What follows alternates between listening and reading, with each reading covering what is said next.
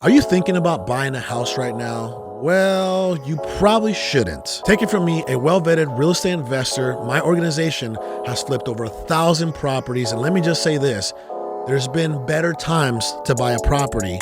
That time is not right now. In today's video, we're gonna break down step by step and throw all kinds of facts at you on why you should not buy a house right now and why you should wait for the right time.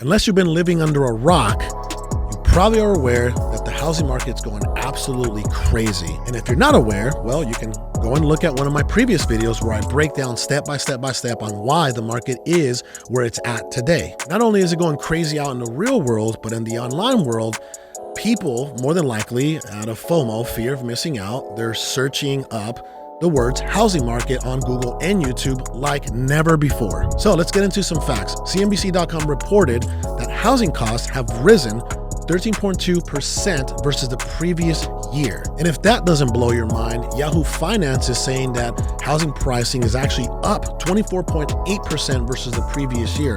How crazy is that? They're also stating that your average median price when it comes to housing all across the country is sitting at $386,888 compared versus the previous year where your average house was costing you around $294,000. That's a $92,000 difference. Enough about stats. You don't have to be a rocket scientist to figure out that we're living in some pretty crazy times when it comes to the real estate market. Kind of reminds me of 2004 to 2007. Let me just say this, numbers don't lie. Speaking of 2004 to 2007, right before the 2008 crash, everybody remembers that. You guys remember that real estate cycle, correct? Well, where are we today? Let's take a look at this graph and compare this year versus that specific year. Everything indicates that we're right there, right at the peak of the real estate cycle. So the conversations that you're hearing about, oh my goodness, when is the crash gonna happen? I mean, there's a good reason for that, but let me tell you why that's not a valid reason. As you can see on this graph, we're right there, right in that same position at the peak of the market, at the peak of the real estate cycle. So the conversations that you're hearing about, oh my goodness, when is this thing gonna pop? When is this thing gonna take a dip for the worse? Well, the fact of the matter is we're not exactly in the same position. Let me actually explain why. Back then in 2008, supply was extremely high. And don't get me wrong, demand was high from 04 to 07, but we enter what's called a hyper supply phase. This time around, supply is really low and demand is extremely high. So that actually has to catch up before we even begin to talk about a bubble bursting. Nonetheless, that does not change the fact that you should not buy a house right now. You just got to give it some time for demand and supply to kind of level itself out. And that's also going to level out the pricing across the country, which will make it more affordable and actually easier for you to actually land the house that you want. Speaking of inventory, just take a look at this graph provided by Realtor.com where they're explaining that our inventory levels are at an all-time low. They're stating that most metropolitan markets across the country only have about 28 to 30 days of inventory. A normal market carries around 4 to 6 months. How crazy is that? So now that we got the financial aspects of why you should not buy a house right now, let's talk about some of the obstacles and discouraging scenarios that a majority of home shoppers are running into at this very moment. Multiple offers. A lot of house shoppers out there are driving around every single weekend with their realtor or other real estate professionals. Sometimes during the week after work, they submit their offer on a property that could be the house of their dreams. And then there's 30 to 50 other offers on that same property. They lose the house. Well, what does that do to their morale? They get extremely discouraged. And that's just one of the obstacles that they're facing in this crazy market. Let's talk about another scenario. Your average house shopper more than likely has a bank loan, correct? And they're coming in with 3.5% down, sometimes 10%. Well, it's hard to compete when a big bad iBuyer or a person that's relocating from a very expensive state like California moves into a smaller market and come in with cash. Well, that cash offer is going to absolutely demolish your offer that's backed by a bank because it is a loan. Remember, cash is king. The seller is going to take cash 10 out of 10 times. Entities like hedge funds, iBuyers, cash buyers that are flowing in from other more expensive states, well, they're driving the prices through the roof. So much that sellers are getting over asking price 99% of the time. What does that do to your offer? If you're not actually offering over asking price, well, more than likely you're not gonna land that house, and it's gonna discourage you more and more and more as time goes by. So let's step back a second here, and let's just take a look at some of the stuff that we've been discussing today.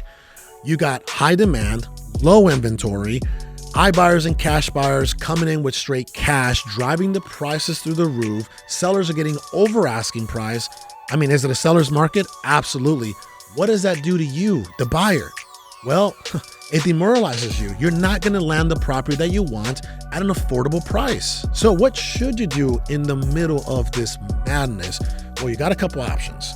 Let's go over these options. One, you can wait it out. 6 months, 12 months, 24 months, and pray that a correction happens. And more than likely, the correction will drive house pricing down from 15 to 20% less than what they are today. So if you do decide to wait it out 6 months, 12 months, 24 months, because no real estate expert really knows when this correction is going to take place, nonetheless, it's going to drive the pricing down by 15 to 20%.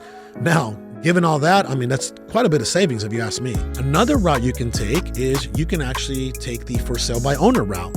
You go to fsbl.com or Zillow. You can try to buy a property directly from the homeowner. More than likely, that homeowner does not have their house for sale in the open market where millions of other people are looking at that house. That gives you a fighting chance. Now, let's just pray that there's not 30 to 50 other people trying to land that deal from that specific owner. Another solid option is for you to try to land what's called a pocket listing from a realtor. And if you're asking yourself, well, Carlos, what is a pocket listing? It's kind of like an internal transaction. They're literally trying to find somebody to buy this property before they put it out in the open market for thousands of other people to try to take a bite at this property. Pocket listings are all about relationships, having a good, solid relationship with that realtor, or knowing somebody that has a good relationship with that realtor. It's kind of like inside information. Or you can always take the investor route, and you don't have to be an investor. I'm not trying to teach you or convert you into becoming an investor. I'm just trying to show you how you can actually land a house off market, discounted directly from the seller. I can't go into the details because it's pretty extensive, but if you click on the link below, you get access to my free book. That's right, no charge for this book, and it's gonna teach you just how to go find a deal for yourself. All right, so I hope that I was able to prove to you through facts and stats why it's not a good time for you to buy a property at this very moment. If you found this video informative, educational, helpful in any way, do me a huge favor, subscribe if you haven't, or share it with somebody that actually might find this video informative and educational. And we love to see the comments down below. So appreciate your feedback. Keep doing that if you already are. Until next time, I'll talk to you very soon.